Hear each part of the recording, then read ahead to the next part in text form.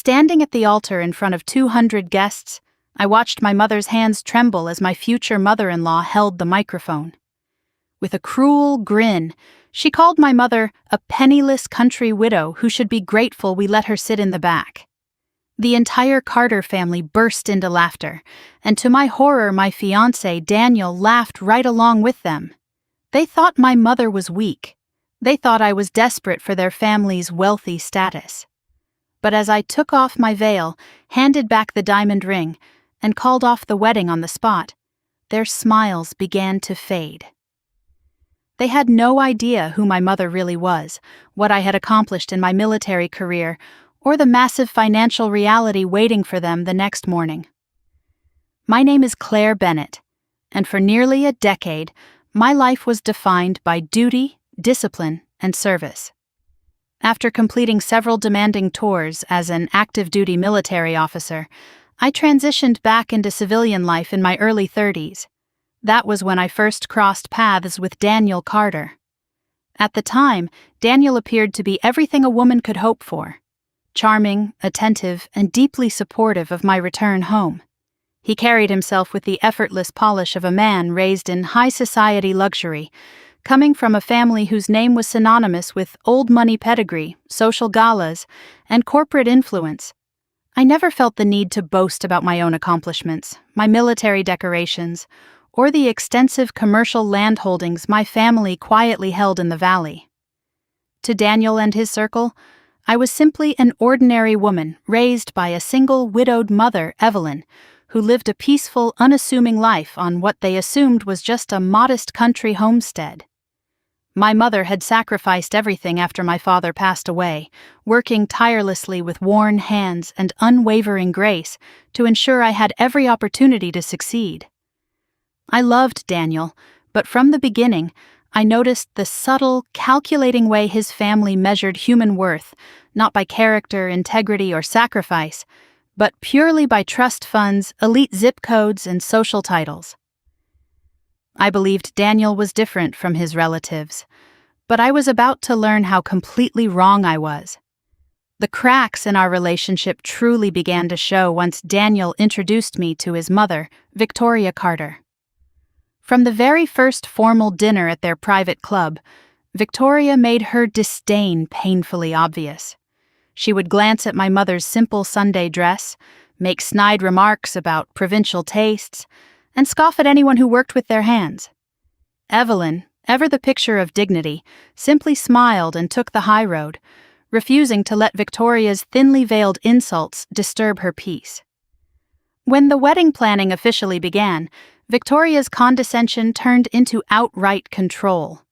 She took over every detail, insisting on a grand high society spectacle designed solely to impress their wealthy business associates. She systematically excluded my mother from every major decision, from floral arrangements to venue tastings, frequently joking to the coordinators that country folk wouldn't understand high-end catering anyway.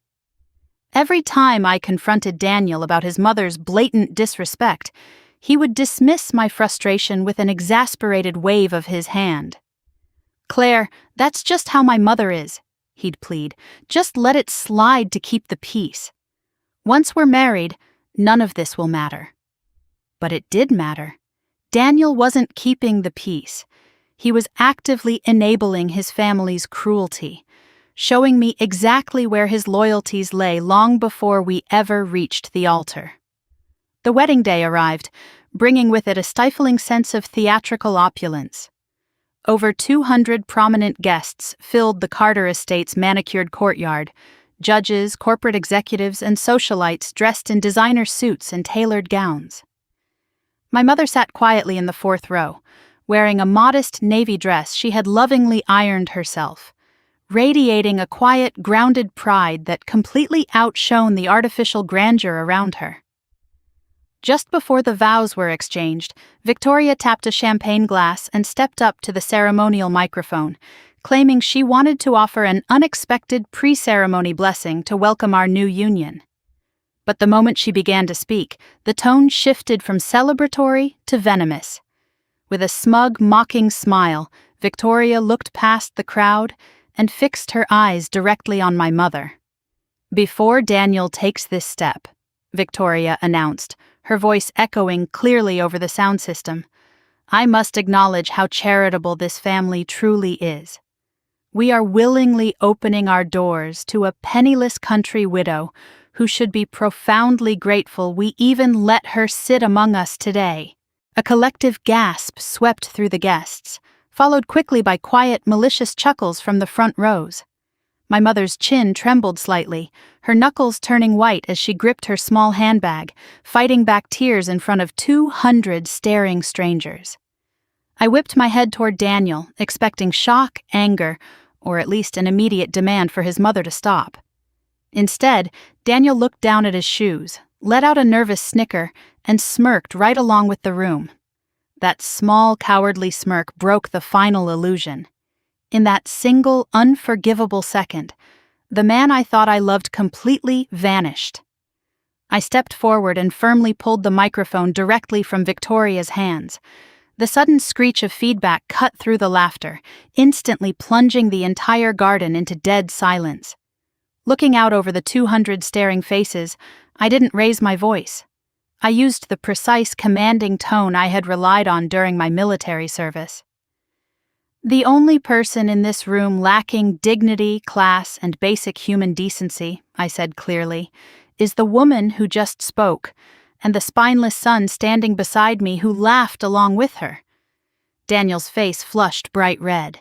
"Claire, stop making a scene! Hand back the mic and take your place."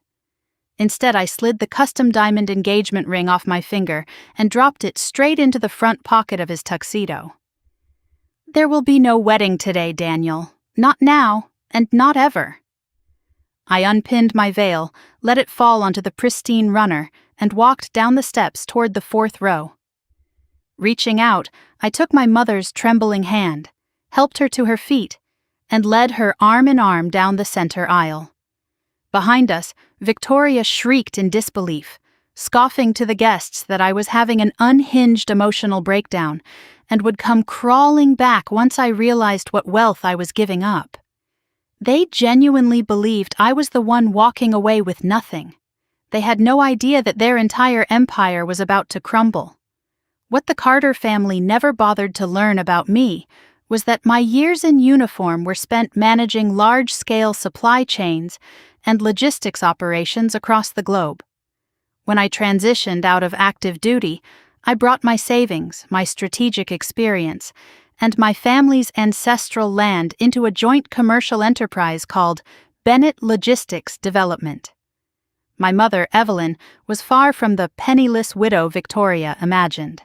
Decades ago, long before the city's industrial boom crept outward, my late father had purchased hundreds of acres of prime flatland, bordering the major rail lines and freight corridors. When he passed, my mother held on to every single acre, living modestly by choice, while leasing portions of the land to agricultural and industrial developers. As the years passed, that once quiet homestead became the most sought-after commercial corridor in the state. And the biggest tenant operating on our land? Carter Global Logistics, the multi-million-dollar shipping enterprise that funded Victoria's designer gowns, Daniel's sports cars, and the very estate where they had just staged their cruel public display. The Carters' entire primary distribution hub, a 60-acre complex housing their central warehouses and administrative headquarters, sat on a 20-year land lease, owned exclusively by Bennett Holdings. That lease, structured by my mother and managed by my legal firm, carried strict behavioral clauses, community goodwill contingencies, and an imminent renewal deadline that required my sole signature as majority trustee.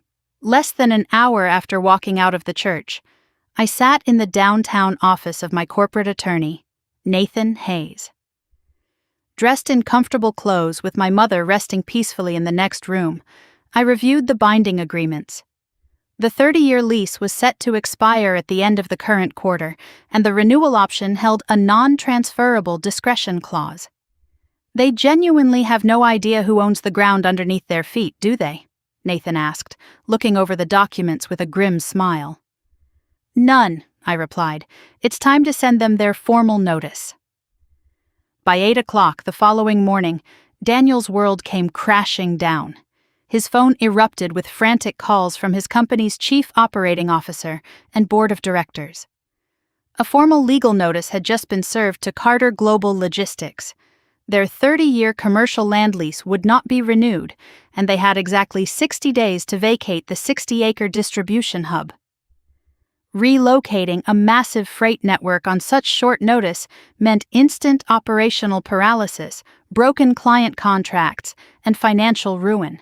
Panic-stricken and desperate, Daniel and Victoria demanded an immediate emergency meeting with the mysterious landowner, rushing into the high-rise offices of Hayes and Associates. When the heavy mahogany doors swung open, Victoria stormed in, already demanding to know which incompetent landlord dared threaten the prestigious Carter name. Her voice died in her throat. Sitting at the head of the conference table, flanked by corporate attorneys and complete legal documentation, was my mother and me. Evelyn wore a crisp, elegant suit, sipping her morning tea with quiet dignity, while I sat with the signed termination orders laid out in front of me. Daniel went ghost white, his briefcase slipping from his hand and hitting the carpet with a dull thud. "Claire? What kind of sick joke is this?" "This isn't a joke, Daniel," I said calmly, letting every word hit with crushing weight. "This is Bennett Holdings. The penniless country widow you and your mother publicly humiliated yesterday is the sole owner of the land your family business has operated on for decades. And I am the managing director who just signed your non-renewal notice." Victoria trembled, her arrogant facade shattering into sheer terror as she realized that their casual cruelty had just destroyed their entire generational fortune. Within months, the Carter enterprise collapsed under the weight of breached shipping contracts and catastrophic relocation costs. Victoria was forced to auction off the very estate where she had staged her cruel spectacle, while Daniel took a low-level dispatch job across the country, completely stripped of his unearned arrogance. My mother and I repurposed the commercial site, establishing the Bennett Foundation to provide job training, housing grants, and business mentorship for military veterans and single mothers rebuilding their lives. Walking away from that altar wasn't just about dignity, it was about honoring the woman who sacrificed everything to make me who I am today. Now, I want to ask you, would you have walked out of that wedding right on the spot like I did? Comment your thoughts below, make sure to subscribe, and click the video on screen to watch another incredible story of instant karma.